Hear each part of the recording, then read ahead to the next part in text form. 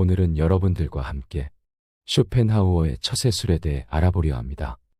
개인적인 비밀을 사람들 앞에 드러내지 마라. 개인적인 비밀을 남들에게 얘기할 필요가 없다. 좋은 비밀은 질투를 불러일으키고 나쁜 비밀은 상황이 나빠지면 결국 나에게 약점이 되는 법이다. 따라서 개인적인 비밀은 마음속 깊이 숨겨두어야만 한다. 아무리 친한 친구에게도 객관적인 자기 모습만 보여주는 것이 좋다. 주관적으로 바라보면 친구도 결국 남이기 때문이다.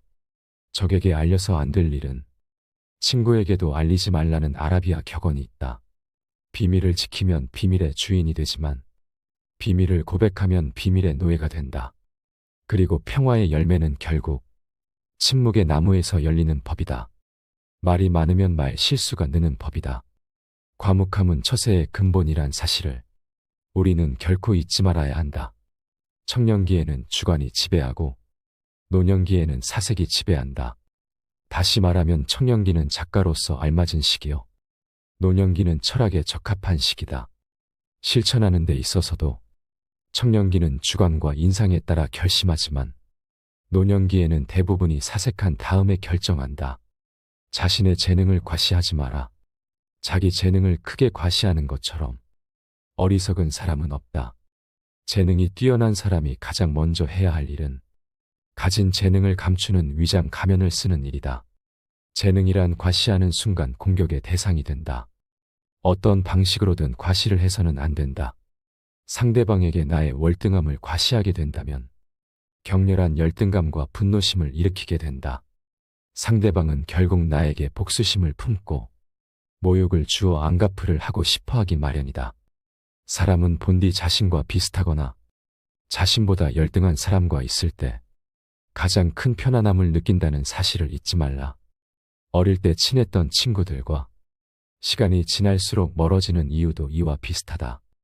오랜 시간 자신만의 삶을 살며 어릴 때의 친구들과 비슷한 부분이 사라졌기 때문에 점점 멀어질 수밖에 없는 것이다.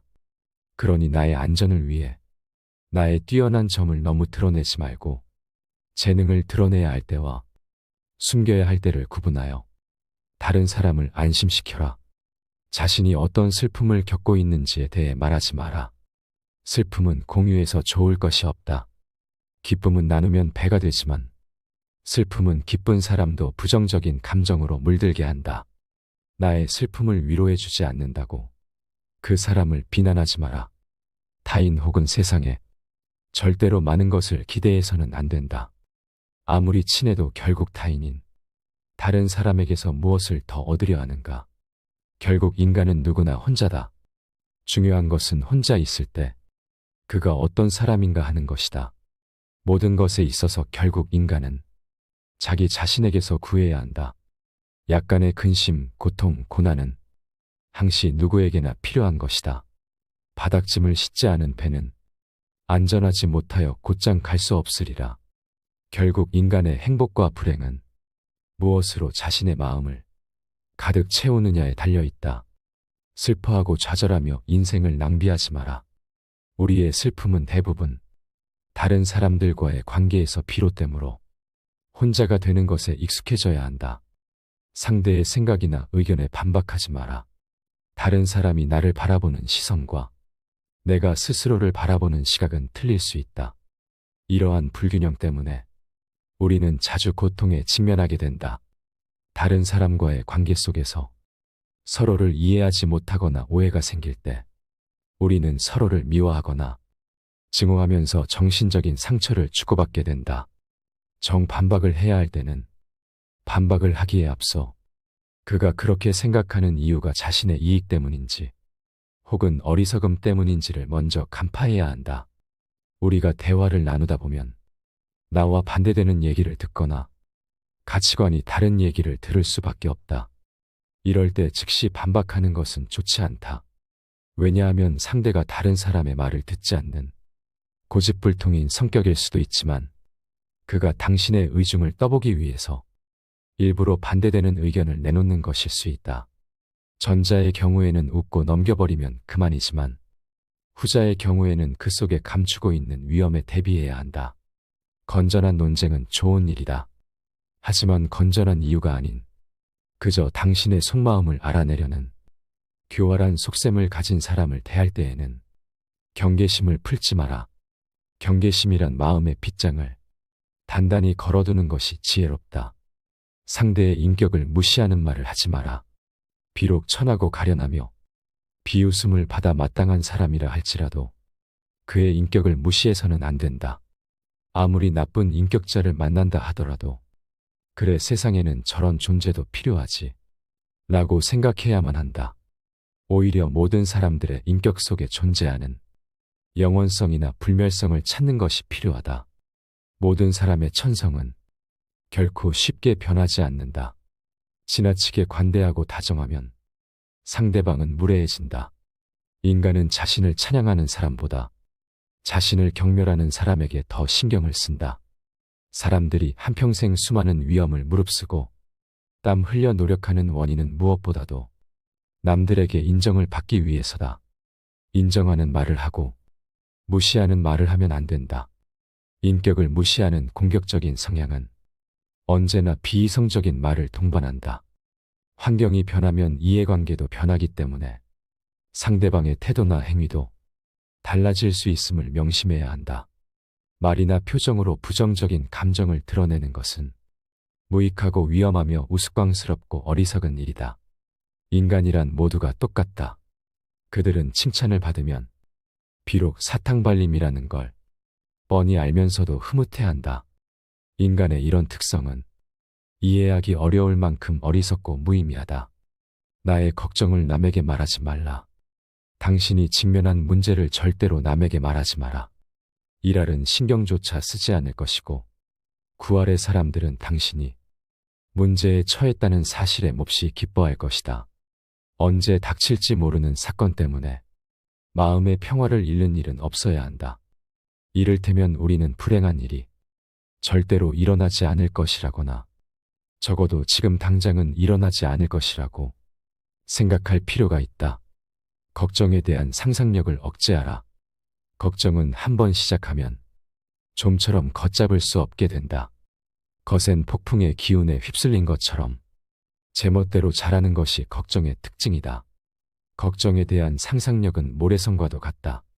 우리는 걱정으로 모래성을 쌓지 않도록 반드시 경계해야 한다. 걱정의 모래성은 많은 열정만을 낭비할 뿐이다. 걱정으로 세운 건물은 단 한 번의 한숨으로 무너져 내릴 만큼 허망하다. 그러나 무엇보다도 주의해야 하는 것은 불행을 상상하면서 걱정하는 일이다. 바로 눈앞에 불행이 닥치기 전에는 미리 걱정하지 않는 것. 그것이 지혜로운 자의 행동이다. 인간은 누구나 홀로 있지 않을 수 없다. 결국 인간의 행복은 얼마나 홀로 잘 견딜 수 있는가에 달려있다. 남들이 뭐라고 생각할까? 늘 이런 생각에 사로잡혀 사는 사람은 노예일 뿐이다. 노예는 늘 주인의 눈치를 살피고 주인의 명령을 따라야만 한다. 하기 싫은 일이 있을지라도 그것을 따라야 한다. 결코 노예로 살아서는 안 된다. 정신적으로 풍요로운 사람은 완전한 고독 속에서도 자기 자신의 사유와 상상을 통해 탁월한 즐거움을 누린다. 행복과 세상의 본질은 무엇일까? 인간 세상 어디를 살펴보더라도 그렇게 대단한 것을 얻기는 어려운 일이다. 세상에는 고난과 고통이 넘쳐 흐르고 있고 인생은 고통인 것이다. 이러한 상황에서 우리를 직간접적으로 행복하게 해주는 것은 다름 아닌 내 자신의 마음이다. 마음의 명랑함이 무엇보다 중요하다. 인간을 불안하게 만드는 것은 대상이 아닌 대상에 대한 의견이다. 행복이란 외부 어디에도 없고 자기 자신이 그렇게 느끼기에 행복한 것이다. 행복하게 살아간다는 것은 불행하지 않게 견디며 살아가는 것이다. 행복은 쾌활함의 정도에 비례해서 커지고 쾌활함은 육체와 정신적인 건강에 좌우된다. 건강한 거지가 병든 왕자보다 더 행복하다. 행복은 쾌활함의 정도에 비례해서 커지고 쾌활함은 육체와 정신적인 건강에 좌우된다. 나무가 튼튼해지기 위해서는 바람이 필요하듯 인간이 건강해지기 위해서는 운동이 필요하다. 최상의 보물은 명랑한 표정과 쾌활한 마음이다. 행복의 90%는 건강에 달려 있다. 사람들이 질투의 감정에 사로잡히는 이유는 자신보다 나은 처지의 사람을 바라보기 때문이다. 그 사람이 자신보다 많은 재물을 가지고 있거나 다른 사람으로부터 더 많은 사랑을 받고 있다고 느낄 때 사람들은 대부분 자신의 비참함을 돌아보게 된다. 모든 불행의 시작은 남들과 비교하는 것으로부터 시작된다. 그러나 생각해보라. 이 지구상에 나보다 불행한 사람이 얼마나 많은지를.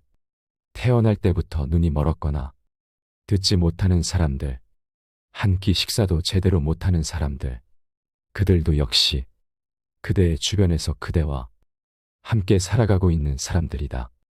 사랑하지도 말고 미워하지도 말아라. 타인에게 비밀을 말하지도, 타인을 무시하지도, 타인의 의견에 반박하지도 말며 걱정을 말하지 않는다면 더 나은 인생이 될 것임이 분명하다고 생각한다. 그렇지만 이런 명언을 지키며 살아야 하는 세상에서 산다는 것은 어처구니가 없을 정도로 슬픈 일이다. 하루는 아주 작은 일생의 축소판이다. 아침에 잠이 깨어 일어나는 것이 탄생이요. 상쾌한 아침은 짧은 청년기를 맞는 것과 같다. 그러다가 저녁 잠자리에 누울 때는 인생의 황혼기를 맞는 것이라는 것을 알아야 한다. 인생의 첫 40년은 자신이 직접 쓴 소설이며 나머지 30년은 그 소설을 해설해준다. 우리는 우리가 살고자 하는 삶이 아니라 살 수 있는 삶을 살아야 한다. 인간이 살고 있는 이 세상은 그가 바라보는 각도에 따라 그 모양이 달라진다.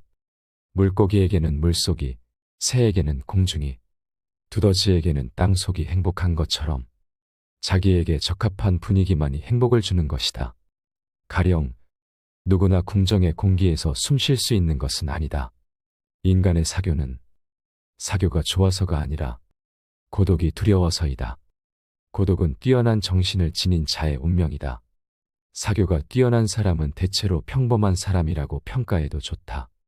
그러나 비사교적인 사람들, 특히 남들과 잘 어울리지 못하는 외로운 영혼들은 어떤 면에서 뛰어난 능력을 가진 인물로 봐도 좋다.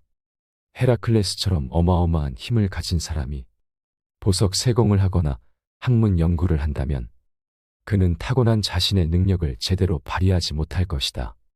자신에게 어울리지 않는 일을 선택하는 사람은 불행을 면하기 어렵다. 사람은 혼자 있을 때에만 진정한 자신이 될 수 있다. 우리의 슬픔은 대부분 다른 사람들과의 관계에서 비롯된다. 우리는 다른 사람들과 같아지기 위해 우리 인생의 대부분을 낭비한다. 사람들의 눈높이에 나를 맞추려는 데서 모든 불행이 시작된다. 나는 어쩔 수 없이 나다. 내가 나를 부끄러워하지 않는다면 사람들도 나를 부끄러워하지 않게 될 것이다. 돈이란 바닷물과도 같다. 그것은 마시면 마실수록 목이 말라진다. 돈 빌려 달라는 것을 거절함으로써 친구를 잃는 일은 적지만 반대로 돈을 빌려줌으로써 도리어 친구를 잃기 쉽다. 계속해서 다른 사람의 사상만을 받아들 때 자신의 사상은 발전하지 못하고 상상력도 죽어버리는 법이다. 바로 그렇기 때문에 지속적으로 자신의 생각을 키워나가야만 하는 것이다. 다른 사람의 사상을 받아들이기에 급급해 자신의 생각을 키우지 않는 사람을 볼 때마다 나는 셰익스피어가 동시대인들에게 다른 나라를 보기 위해 자기 나라를 판다고 한 말을 떠올린다. 당신이 다른 사람들의 상황을 부러워하는지는 모르지만 사실 그러한 상황은 그 사람들의 성격에 맞을 뿐이고 당신의 성격에 맞는 것은 아닐 수도 있다. 만일 당신이 그 상황에 놓인다면 자기를 불행하게 느낄 것이고 참는 것조차 거의 불가능할지도 모른다. 우리 인생은 마치 커다란 모자이크와 같아서 가까이에 있으면 제대로 알아볼 수가 없다. 그것이 얼마나 아름다운지를 알려면 그곳에서 멀리 떨어져서 봐야 한다. 우리는 흔히 우리가 갖지 못한 것을 바라볼 때마다 만일 저것이 내 것이라면 얼마나 좋을까라고 생각한다. 그럼으로써 자신의 결핍을 인식하며 불행을 느끼게 된다. 그러나 우리는 그 대신 자신이 소유한 것을 바라보면서 만일 이것을 잃어버린다면 얼마나 고통스러울까를 생각해 봐야 한다. 마음의 동요가 적을수록 고통도 줄어든다. 활동의 영역을 좁히면 마음의 동요를 줄일 수 있다. 그러나 정신적인 활동을 제한한다면 그것은 우리를 권태에 빠지고 만다. 지나친 방탕과 쾌락의 늪으로 끌려 들어가지 않도록 조심하라. 분노나 격정과 같은 격렬한 감정의 혼란을 피하고 정신적인 긴장이 계속되지 않도록 주의하라. 날마다 규칙적인 운동을 하고 음식에 절제를 두어라. 실패로 결말이 날 것이라고 예상되는 상황에 처해 있더라도 한 가닥의 희망의 빛이 보인다면 결코 절망하지 마라. 시커먼 먹구름이 하늘을 뒤덮고 있더라도 한쪽 구석에 작지만 밝은 빛이 새어나오고 있다면 그대여 결코 희망을 버리지 마라. 아무리 작은 빛이라 하더라도 그 빛은 세상을 환하게 비춰줄 수 있으며 우리의 앞길을 열어줄 수 있다. 저기에 자그마한 빛이 보이지 않는가? 천지가 뒤집히기 전에는 용감한 사람은 결코 쓰러지는 일이 없다. 용감한 사람은 어떤 일에서든지 한 가닥의 희망의 끈을 잡고서 험난한 파도를 향해 뛰어든다. 하지만 대부분의 사람들은 작은 빛보다는 무거운 먹구름만을 의식하며 두려움에 떤다. 그러나 먹구름은 반드시 거치기 마련이다. 진정한 용기를 가진 자라면 그대여 그 작은 빛을 향해 자신의 모든 것을 던져 최선을 다할지어다. 차원 높은 숭고함은 시련 속에서만 얻을 수 있다. 자연은 때때로 사나운 회오리 바람을 내보낸다. 주위는 짙은 어둠에 뒤덮이고 하늘에는 거친 비바람이 휘몰아치고 있다. 우리의 시야를 방해하고 있는 바위는 거대하며 대지에는 나무 한 그루, 풀 한 포기도 보이지 않는다. 강은 요란스러운 소리를 내면서 거품을 일으키며 흐른다. 골짜기를 스며드는 바람은 귀신의 비명소리를 방불케 한다. 그렇게 우리는 손과 발이 묶인 채 자연과 싸워야만 한다. 이러한 조건 속에서도 고통이나 고뇌의 마음을 빼앗기지 않고 사물을 객관적으로 바라볼 수 있다면 인식의 순수한 주체인 나는 모든 것을 분명하게 통찰할 수 있다. 객관적인 인식과 냉정한 통찰은 우리에게 있어서 반드시 필요한 능력이다. 이러한 인식과 냉철한 사고가 없다면 우리는 수많은 세파에서 살아남을 수가 없다. 무모함과 거침에서 벗어날 수 있는 길은 논리적이며 이성적인 사고뿐이다. 감사합니다. 지혜가 울창해지는 지혜의 숲이었습니다.